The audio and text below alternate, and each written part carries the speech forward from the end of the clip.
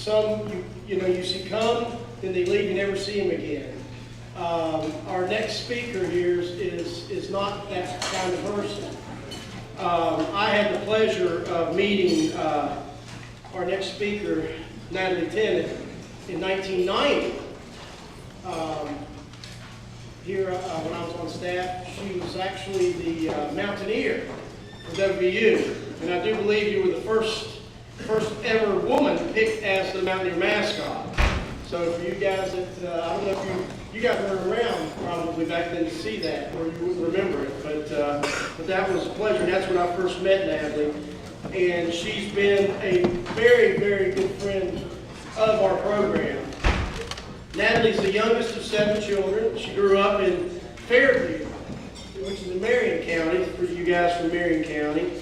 And she's come from a long, long line of educators. Natalie's parents and 5 of her brothers and sisters taught in the public school system. She now lives in Charleston, West Virginia with her husband, Eric Wells. You guys might have heard of Eric. They have a lovely daughter, Delaney. Actually, she is a classmate of my youngest son, David. Eric is a state senator, small business owner in our state, and very important to what we're doing here this week. He served in Afghanistan. Her husband Eric served in Afghanistan in 2011 as a lieutenant commander in the United States Navy, so we appreciate that. Natalie studied broadcasting, broke barriers, and like I said, became the first woman to serve as a WVU Mountaineer. In 1991, she graduated with a bachelor's degree in broadcast journalism. In the next decade, she anchored the news in Clarksburg and in Charleston, bringing attention to stories that affected the people of West Virginia. Later, she and her husband started their own media production company called Wells Media, LLC. Natalie was elected Secretary of State in 2008 and re-elected again in 2012.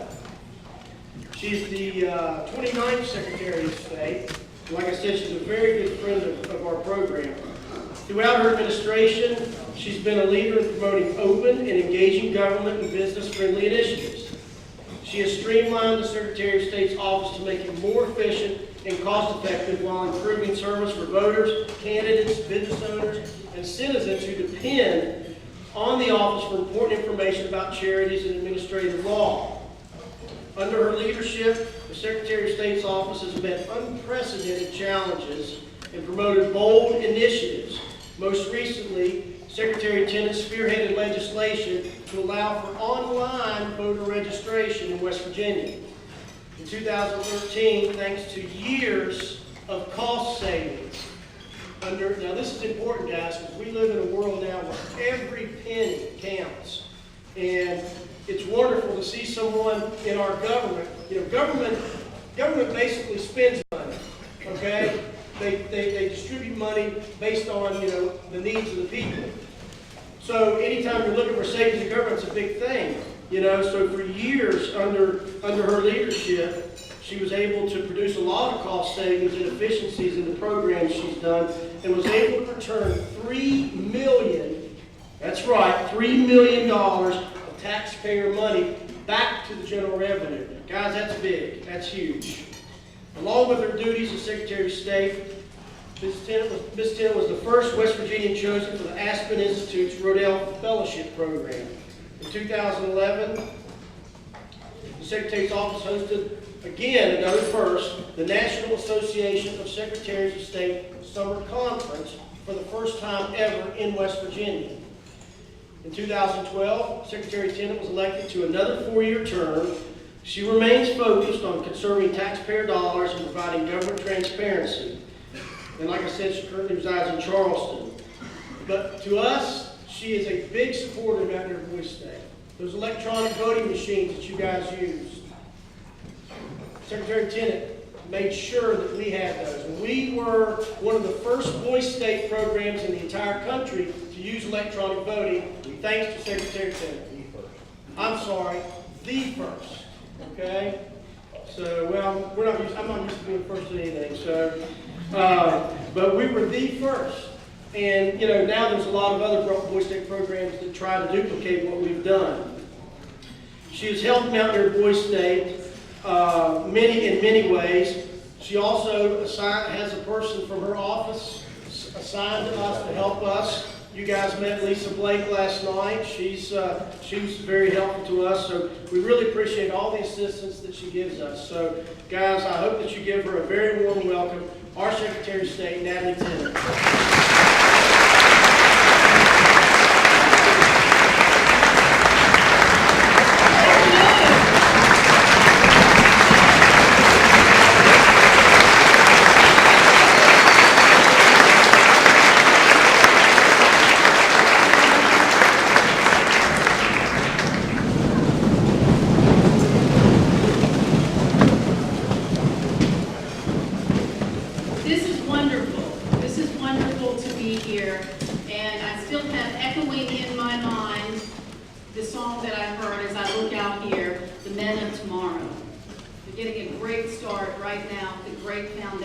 Here in West Virginia, here at the Mountaineer Boys State. It is an honor to be here with you and to be part of this.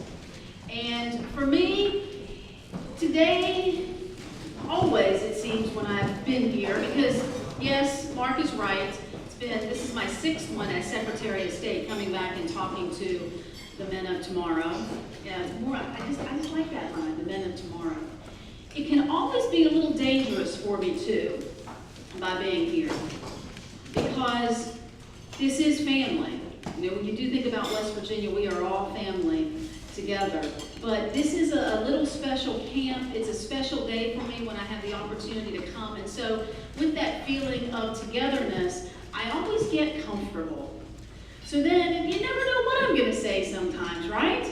And then we are webcasting live for about the third or fourth year. Is that right? And, you know, this is going all around the world. And I have a feeling that it is especially going to Colorado. Because don't we have a little competition going on with them this year?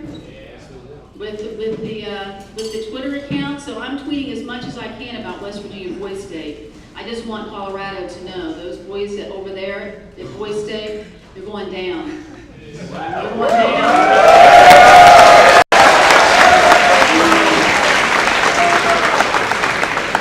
The men of tomorrow in West Virginia, we're going to hashtag the heck out of you.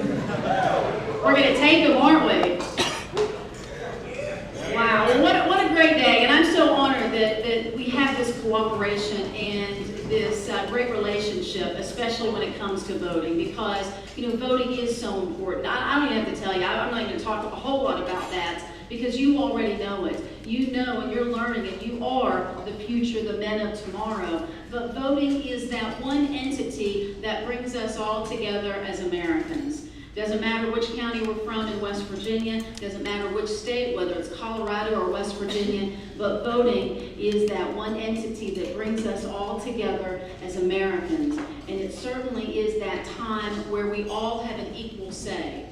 So that's why the voting process and voting and having your voice heard is so important. And if this last primary election in 2012 had a chance to make an example for anybody, look at how many close races there were, decided by 3 votes, or 5 votes, I think it was, in Marion County, 1 vote in Tucker-Barber County District. So you see the importance of making sure on that one day that we all have an equal say with our 1 vote apiece, that you take advantage of it, because it makes a huge, huge difference. Well, getting back to this feel about being comfortable. Yeah, that's a good thing though, right? It is. I mean, what makes us feel comfortable? That we have understanding or knowledge? Like you guys, you know, you go in to take a test, you're taking a math test, and if you've studied for it and you know all the equations, you're feeling comfortable about taking that test, right? Or feeling comfortable can come from experience. Like, oh, I've done this before. I know what's going to happen. I know what to anticipate. So comfort can come from experience. It can come from friendship too, right? That's probably the best, isn't it? It's like my friends, they know where I'm coming from. I can just go in and hang out on their couch. That's a great comfort too. Well, what else makes us comfortable? Well, you guys have thought about this. What other things can make us comfortable? The cold side of a pillow, especially on a hot Jackson's Mill at Boys State, right?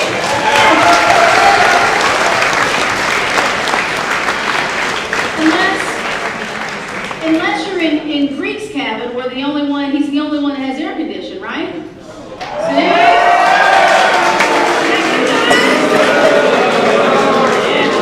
I'm with you all too. You guys don't have to be Calhoun, do you? Where's Calhoun? We're the brown nosers. Calhoun, there you go. That was awesome. Hey, they recognize the Secretary of State. Why didn't you all do it? Great job, Calhoun, back there. All right, so the cold side of a pillow. All right, that might give you some comfort too. But you know what else can make you comfortable? Is confidence, right? Confidence is so important. When you go into something with confidence, you certainly feel very, very comfortable. So they kind of might be even able to be interchanged. So then here's my next question. Don't you wish we all were born with confidence? We're all born with the mechanism to develop confidence. And I would venture to say that those of you sitting in this room right now, pretty confident, aren't you? Feeling pretty good. Yeah, there you go. Give yourself a whoop. Yeah. So you're feeling pretty confident because, you're the best of the best from your school. Then you're the best of the best from your county. And now you're here among the best of the state. So feeling pretty good. That's all right. Give yourself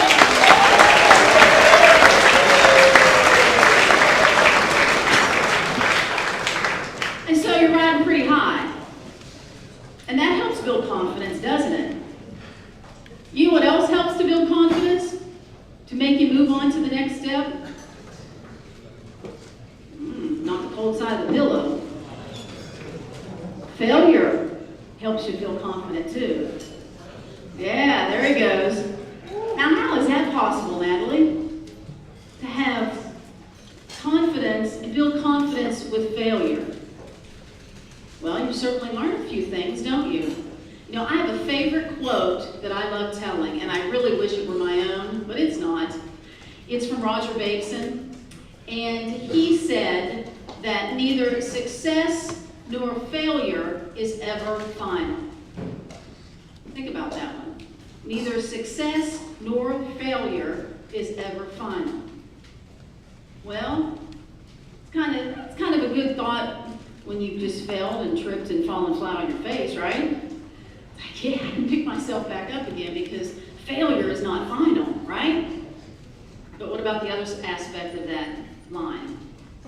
Success is not final either. So you continue to have those ups and downs. And in those ups and downs, you certainly can learn a few things, right? You build on that confidence. And when I go to boy states and girl states and boy state camps, I always think back about when I was your old age. And did I have any of those ups and downs? How was I able to build confidence? Because, I wanted to do something that my sister had done. I can remember being a kid. I had to be in about the 5th grade. And I see my sister and one of my brothers, Jonathan, who's from Preston High School here. There you go. Yes, he's your football coach at Preston High School. And maybe you didn't know this, but he was always breaking his arm. And so back in the day, and all these guys will remember that, remember when you had a cast and you had a sling and you used to write things on it? Now we just write on Twitter, right? We used to write things on it. And my sister was there saying, come on, Jonathan, do it. Come on, Jonathan. And, I come walking up, and I said, what's going on? And my sister said, oh, I want Jonathan to write on his cast, Kathy for President. Because she told me that she was running for student body president at Fairview High School. And that if she were elected, that she would be the first girl to be student body president at Fairview High School. Well, that's all I had to hear. Because I took off running to my mom. There was a reason they called me Megaphone Mouth. There was a reason they called me Nat the Brat. So I went to Mom and I said, Mom, make put Jonathan right on there, Kathy for president, and she'll get elected and she'll be the first girl president at Fairview High School. Well, she was the first girl president. As a matter of fact, the last one too, because they then consolidated with North Marion High School. Where's my North Marion folks? That's all you got? Where's the other one? Can you give me something about North Marion? How about just a woo? Any other Marion County folks? What?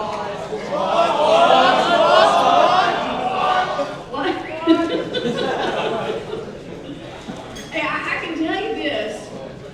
You know, they were a lot more hooping and hollering, and I forgot to tell you that I do bring greetings from Girl State.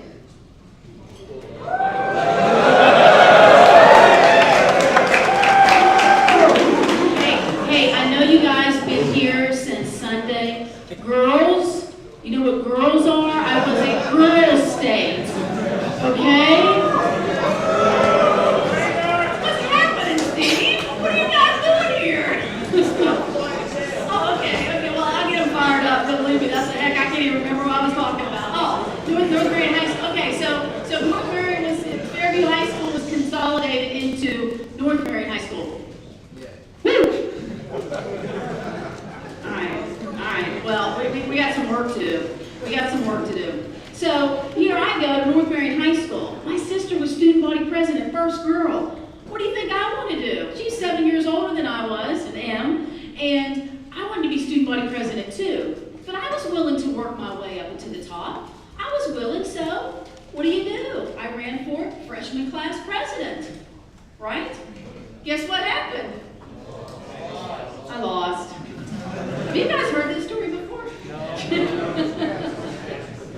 So, all right, you know, I got involved in other things. I was a girls basketball player, and that was way back in the day when they used to play girls basketball in the fall. But we weren't even cool enough to play it in the wintertime like they do now. So, my sophomore year, still want to be student body president. I run for sophomore class president. Guess what happened? I lost. Thank you for that confidence and optimism in me over there, but I lost. Still playing in the band, still playing girls basketball, still being involved in track and all these other things. So see, you can do other things. So junior class comes around. I run for junior class president. What did I do?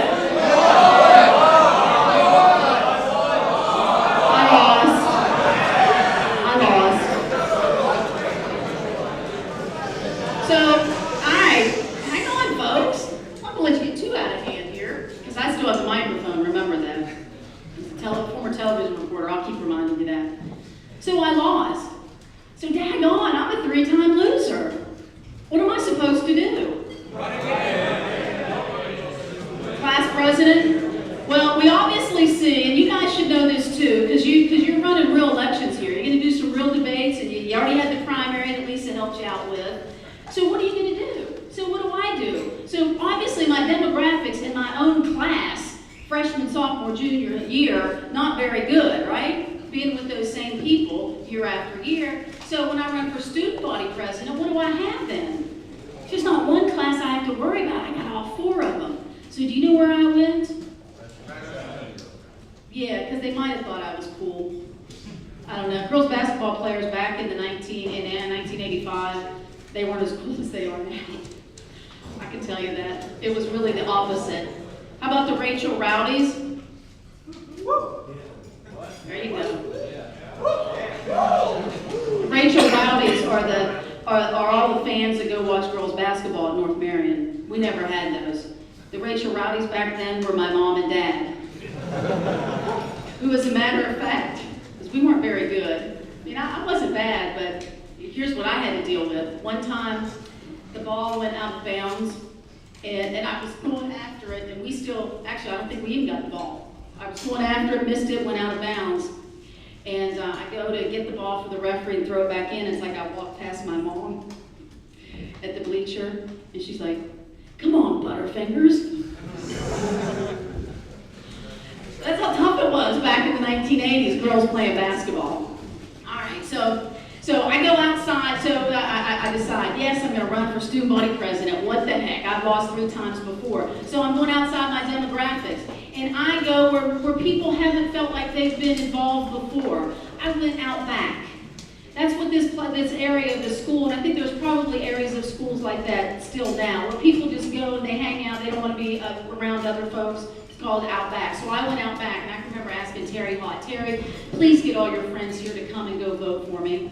And so he got them to come because I asked, and they went and voted, and yes, I became student body president at North Marion High School.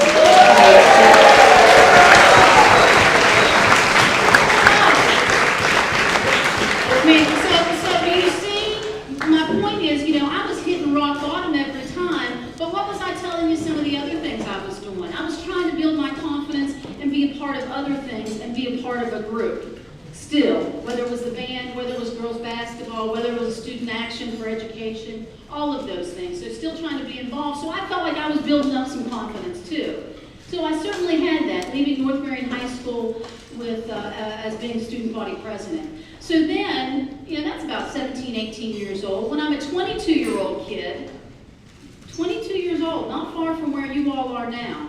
When I was a 22-year-old kid, I was told to go back to the kitchen. Go back to the kitchen and go make babies. I know.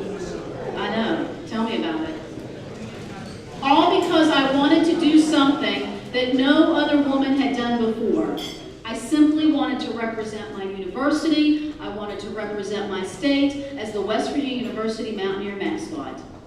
But people didn't like the idea. They called me names, they threw things at me, people tried to spit on me, all because I wanted to do something that no other woman had done before. But I had confidence. By the way, I forgot to tell you too, I was super dog at North Marion High School. So I built up some confidence there, although I was running around in fun fur. But what I learned from that situation was that when you do something for genuine reasons, not to be the first, but when you do something for genuine reasons, you are more likely to succeed. So that's what you have to think about when you're trying something and you want to be something. Because you all have a responsibility too. I think about this because, when you talk about being a first at something, it's not necessarily to be the first person at something, it's to be the best person for that situation.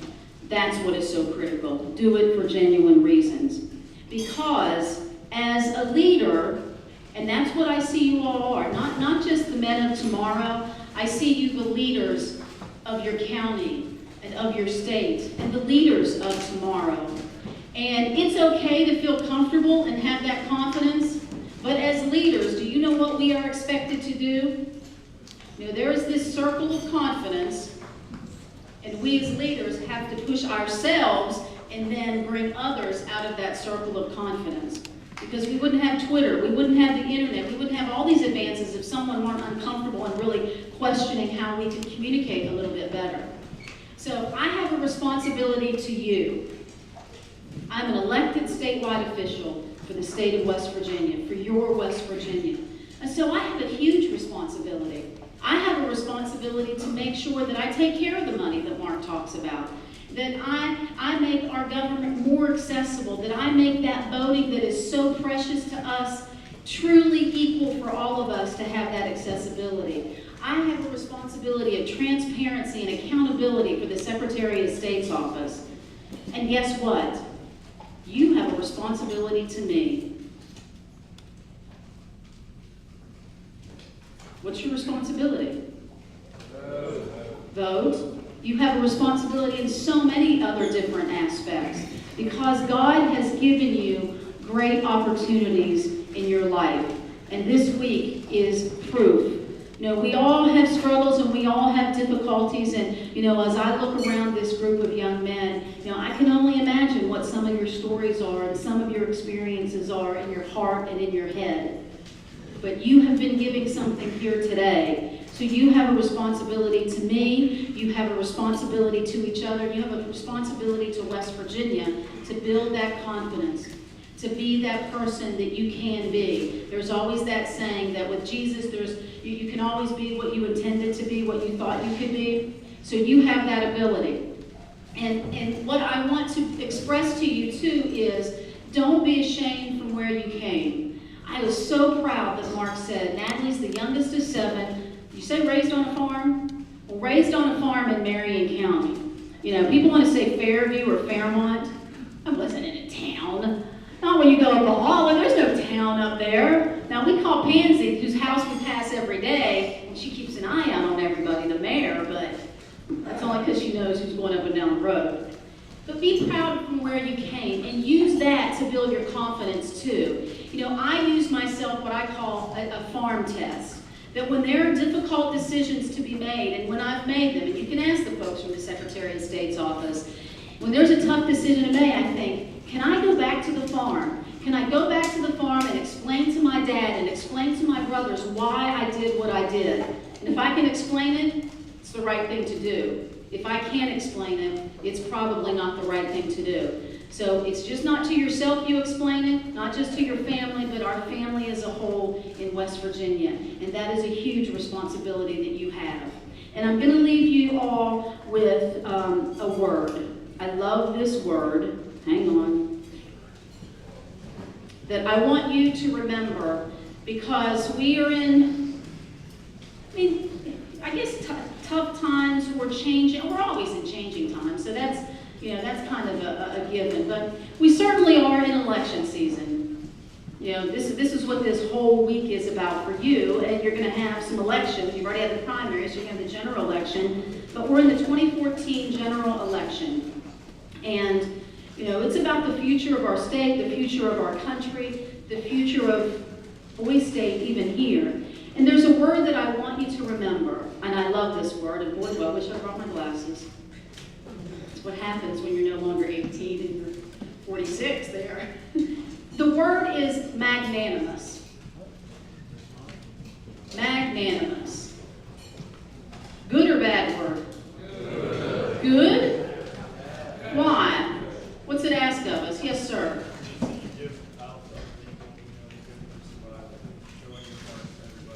You give out to other people, you're good to other people, showing your heart to other people. You're there, you're halfway there. Because why would I associate that with election time? Here's the one that I look. It says, and he's right, what's your name? Sean. You wanted to add something? Who wanted to add something? It's like being humble toward a rival. Humble toward a rival. So you and Sean, what's your name? Preston. Preston and Sean got this together correctly. And perhaps they would be, I'm just going to do it this way so I can really see it. Magnanimous, very generous or forgiving, especially toward a rival or someone less powerful than oneself. Man, that word gives me goosebumps. Does it give you guys goosebumps? Because there are going to be winners here today, aren't there? There's going to be people who don't win. You know, you want to call them losers. I call myself a loser. I didn't win, but I didn't lose either, in a sense that I put my name on the ballot.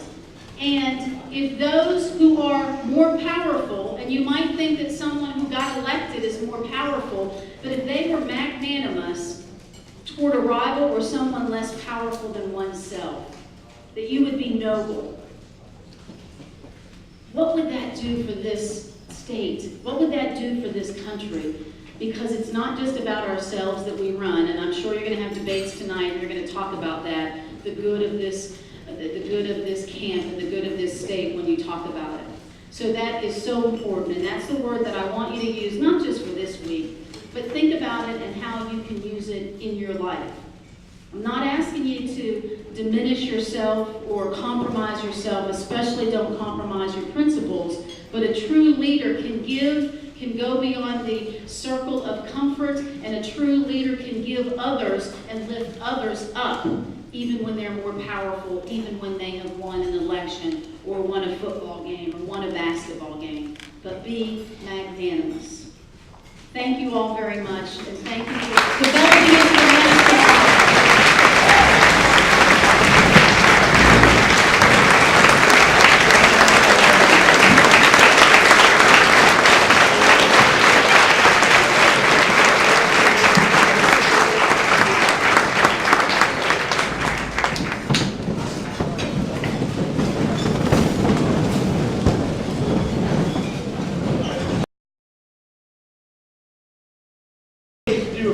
appreciate you taking time out of your schedule, and we thank you so much every year for your continued support of our program, coming up here and speaking to the guys. We just can't thank you enough.